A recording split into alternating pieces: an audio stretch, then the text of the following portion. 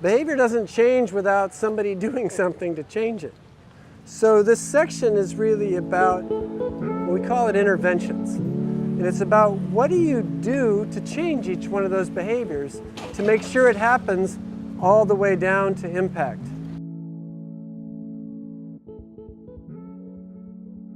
Okay, now we want to, even if we have to get another piece of paper, map from each behavior, well, what are you going to do about it? How are you going to change it? How are you going to drive it? Let's look at Inyenyeri again. We're going to pair all of the behaviours with the interventions that make those behaviours happen. So first, they've got to get a stove. The intervention is to give them a free stove. Simple. To ensure they get the fuel, there's a payment plan for fuel pellets, and they bundle the cost of the good stove into that. To ensure people use it exclusively, they actually give them as many stoves as they'll use. And this avoids stacking like 2 coal stoves next to 1 clean burning stove. To help them to start the stove right, they ensure it can be started outside, and the design of the product has handles that makes it more portable. To make sure it's ventilated enough, they design it with a ventilation hood. And lastly, to make sure it gets fixed when it breaks, they have really good customer support and supply chain management. Doing that after all of the other interventions leads to healthier families. Usually the most important behaviors, somebody already has an idea, right? That's what their big idea is typically about. It's how to drive behavior that drives impact.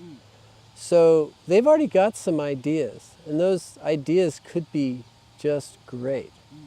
And what we want to do is make sure they have an idea for everything. So the thing here is we want to match our interventions to the behavior change, right? So what about behaviors that someone else will change, like another organization or whatever? Can we just not do that stuff? If somebody else is taking care of them, that's awesome. That's one less thing you have to do. But they have to happen. And that's your responsibility as a doer, is to make sure that the dots are connected all the way to impact. And if you don't, there's a real ethical issue there. And more importantly, you're wasting your time. It may be that you've got one thing you do that actually influences several behaviors, but what I like to do is go map straight across and saying, this is all the stuff we're doing to drive this behavior.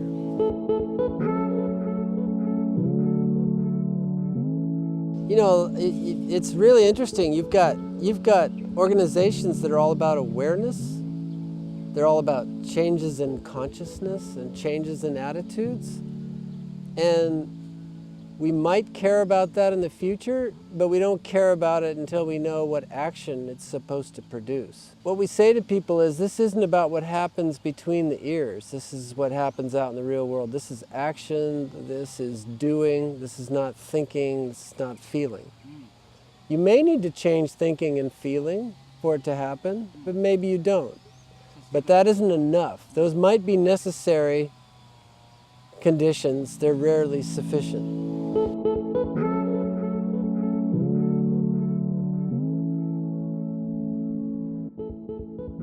So my likelihood that I'll complete an action is based on 3 things. One is, how do I feel about that action? How positively or negatively, how strong do I feel about doing it? What's the calculation I can make about doing it? What's the cost-benefit perceived? And then finally, how able am I to do it? Has it been made easy to do? Is it easier to do right than it is to do wrong? Let's say you want me to do something that I find disgusting. You're gonna have to go to calculation and say, okay, I'm gonna pay you $1,000 to do this 5-minute long disgusting thing.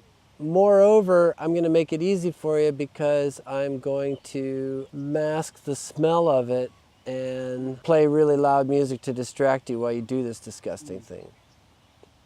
So I've at least cranked 2 dials to get over the fact that I can't actually change the fact that you think this thing is disgusting. Now, if it's a real behavior in the real world, I'm going to try to tweak it so it doesn't disgust you, that maybe it delights you. I'm going to aim at something positive if I can, negative if I have to. Then I'm going to tweak the calculation to make sure that it's clear to you that it's in your best interest to do it, but you have to have the conditions so it can happen and the motivation that it will happen. And then I'm going to get toward this continual holy grail of, can I make it easier to do than not to do?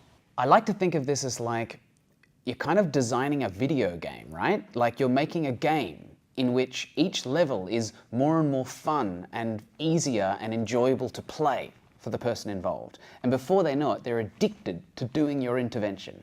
Yeah, this is iterative. Again and again and again, you're designing for optimization. I almost grade social entrepreneurs by the degree to which they get excited about this.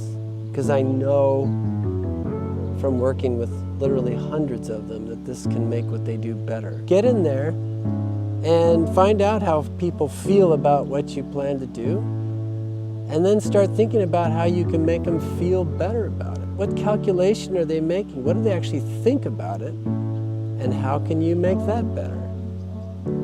See how hard or easy they see it to be. Figure out how you can make it easier.